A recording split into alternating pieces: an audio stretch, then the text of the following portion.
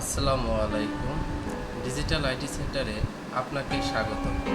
আজকে আমরা কথা বলবো বেসিক কম্পিউটার নিয়ে। যারা কম্পিউটারের কিছুই জানেন না এবং যারা একদম নতুন তাদের জন্য আমাদের এই বেসিক কোর্স। তো বেসিক কোর্সের শুরুতে কম্পিউটারের সাথে পরিচিতি হই।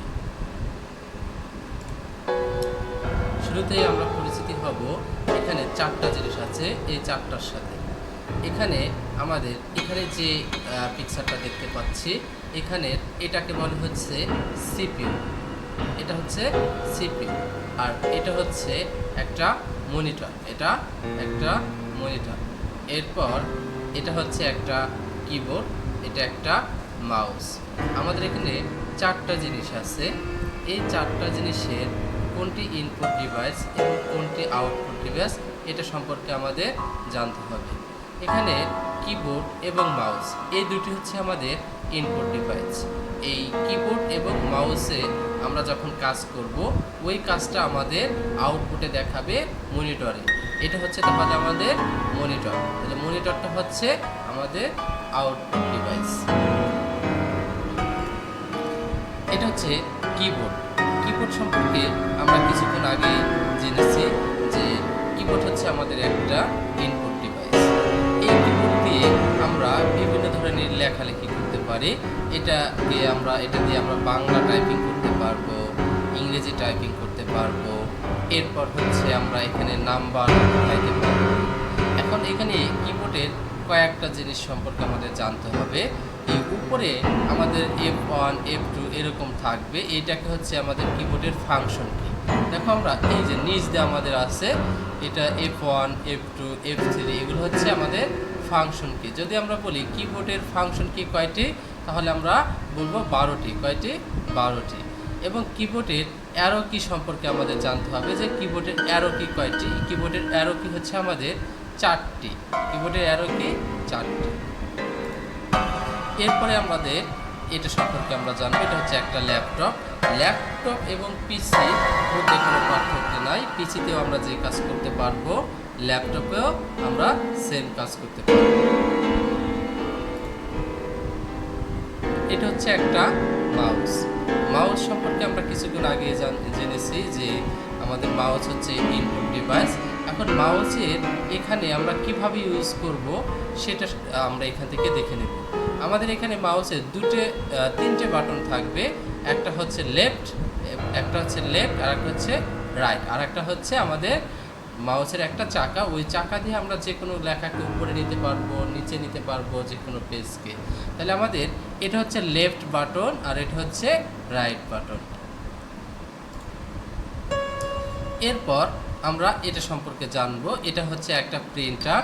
এই প্রিন্টারে আমরা যে কোনো কাগজ, যে কোনো কিছু আমরা প্রিন্ট করতে পারবো বা কপি করতে পারবো।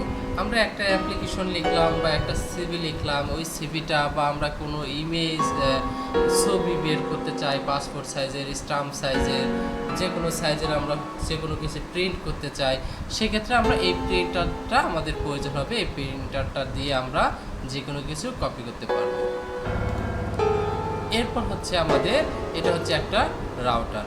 এই রাউটারের কাজ হচ্ছে আমরা যখন ওয়াইফাই ইউজ করতে চাই, এই ওয়াইফাই ইউজ করতে হলে আমাদের রাউটারের প্রয়োজন হবে, মানে ইন্টারনেট কানেকশনের জন্য রাউটারটা আমাদের প্রয়োজন হবে।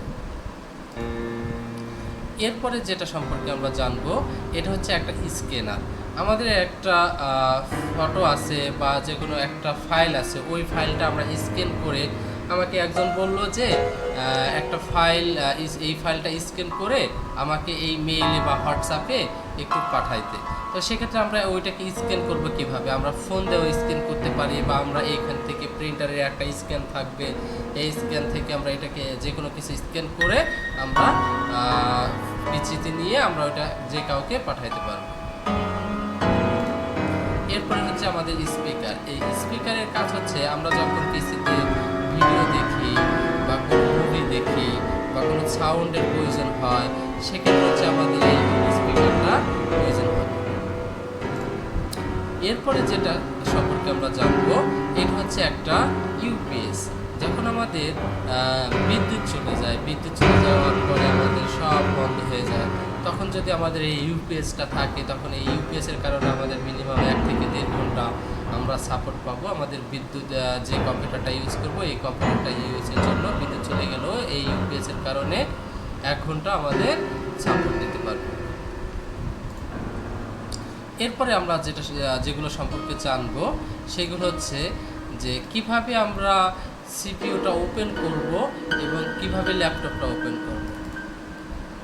আমরা সিপিইউটা ওপেন করার জন্য প্রত্যেকটা সিপিইউ আমাদের একটা পাওয়ার বাটন থাকে। এই পাওয়ার বাটনের ক্লিক করলে আমাদের সিপিইউটা ওপেন হবে। এই সিপিইউ ওপেন এটার উপর ক্লিক করলে আমাদের যে পিসিটা বা সিপিইউটা থাকবে ওটা আমাদের ওপেন হবে, আমাদের ডিসপ্লে আমরা দেখতে পাবো। এর উপরে আর একটা বাটন থাকে, এটা হচ্ছে রিস্টার্ট। আমরা অন অবস্থায় যদি কোনো কম্পিউটার বা ল্যাপটপ রিস্টার্ট মারতে চাই, আমরা ফোনে যেমন রিস্টার্ট মারি ফোন, সেম এই সিপিইউটাও আমরা রিস্টার্ট মারতে পারবো। এই রিস্টার্ট মারার জন্য পাওয়ার বাটনের পাশে বা উপরে একটা রিস্টার্ট মারার বাটন থাকবে, ওটার উপর ক্লিক করলে আমাদের সিপিইউটা রিস্টার্ট হবে। এরপর হচ্ছে আমাদের ল্যাপটপটা আমরা ওপেন করার জন্য আমাদের প্রত্যেকটা ল্যাপটপের একটা পাওয়ার বাটন থাকবে, এই যে এটার মতো। এখানে যে পাওয়ার বাটনটা আছে এটার উপরে ক্লিক করলে আমাদের ল্যাপটপটাও ওপেন হবে। তাহলে আজকে আমরা কম্পিউটার বেসিক কম্পিউটার সম্পর্কে কিছু ধারণা পেলাম, কিভাবে কম্পিউটারটা অফ করব বা অন করব, এই সম্পর্কে আমরা সবই জানলাম। এখন আমরা যেটা জানবো কিভাবে আমরা অন করা শিখলাম, কিন্তু আমরা অফ করব কিভাবে, এটা সম্পর্কে জানার জন্য আমাদের চলে যেতে হবে এখানে স্টার্ট বাটন।